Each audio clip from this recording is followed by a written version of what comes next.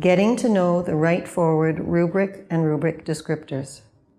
The write-forward rubrics provide a comprehensive and consistent way for a practitioner to evaluate and discuss a learner's writing.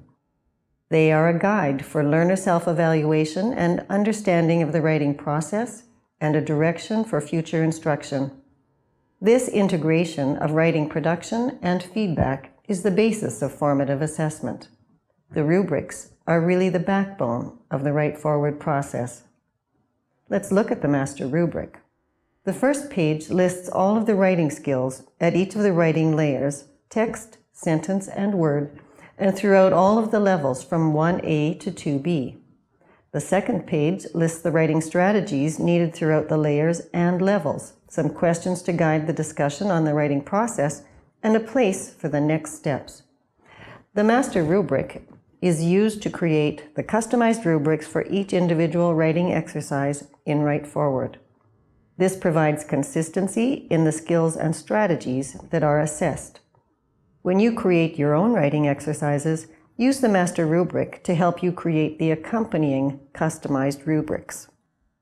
A separate document, but one that is closely related, is the rubric descriptors.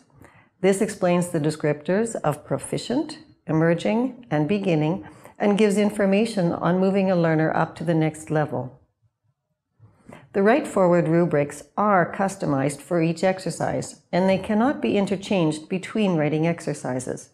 Each writing activity requires specific skills that may not be identified in another rubric. The custom-designed rubrics help practitioners identify areas of skill strength and skill gap with a learner. They provide a framework for the conversation about writing with the learner. They encourage the learner to think about his or her own understanding of the writing process. They also help the practitioner understand the specific skills and strategies the learner knows or needs to work on. This conversation might seem a little awkward at first, but it is essential to write forward.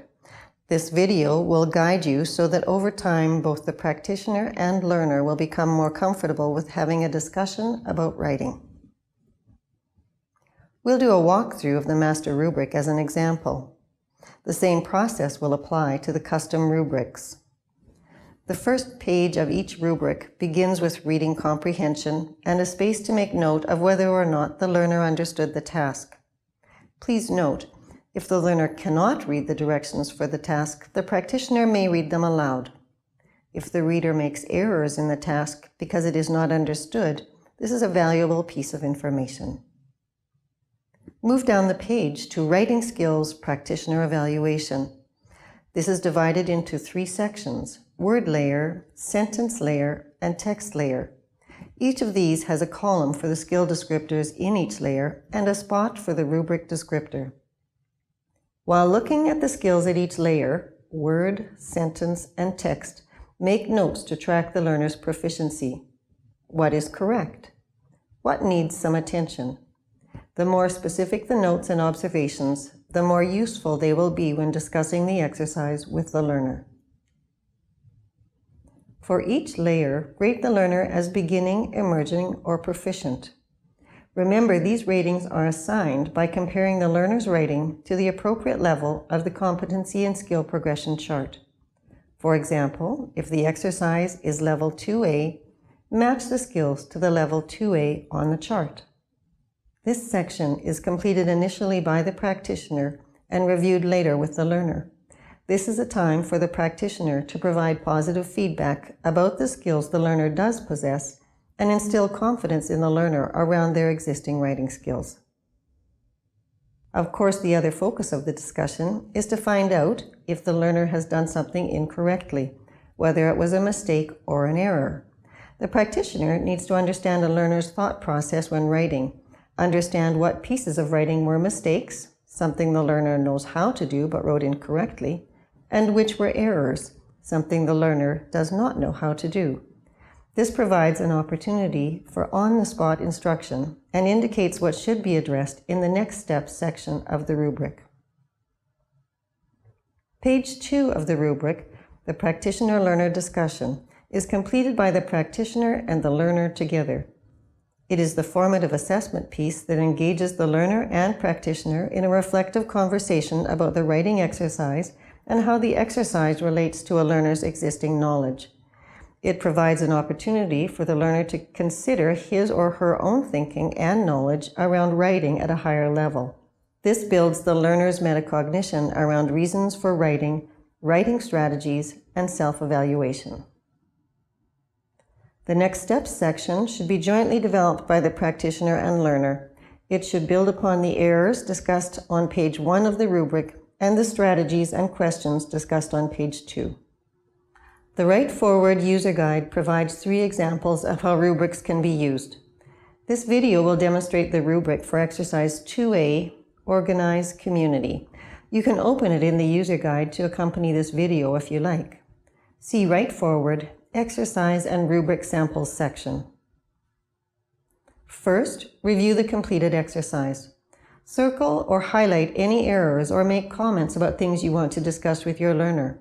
You can either make your comments and marks on the original copy or on a photocopy of the exercise. Did the learner seem to understand the task? Does it look complete? Fill in the reading comprehension section with your observation. Although Write Forward is focused on writing, when reading comprehension is an issue, that becomes part of the learning plan. Next, work through Writing Skills Practitioner Evaluation. Remember, these rubrics are customized to individual exercises, so each skill mentioned should be demonstrated in the exercise at the appropriate level for that exercise. Since this exercise is at level 2A, the learner's demonstrated skills will be measured against skills expected at a 2A level. If you are unsure of what that means, look at the competency and skills progression chart and the rubric descriptors. In this sample rubric, the learner was rated as emerging at the text layer. She needs work on developing tone through word choice and on formatting for letters or notes, but does have strong organization and includes all information. She was also rated as emerging at the sentence layer. She needs to review sentence structure, verb tense, future and future progressive, and basic punctuation use. At the word layer, she was proficient with only minor spelling errors and some inconsistent use of capital letters. Since she is proficient at this layer, the minor errors she does have can be practiced through work at both the sentence and text layer.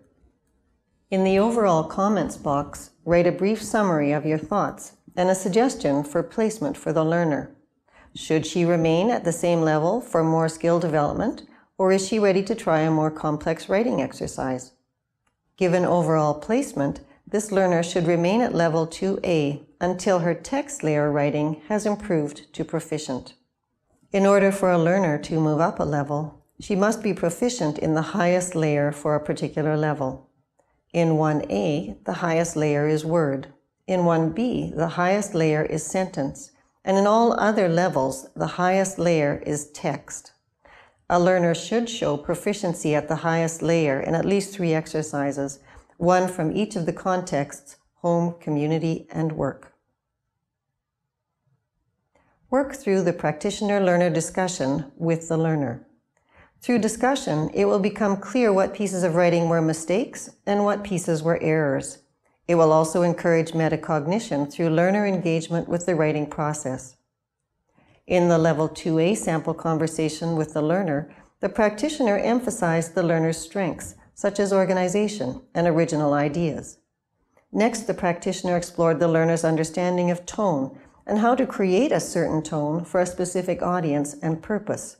In this case, suggesting ideas to a group of peers. The learner had never really considered these things before when writing.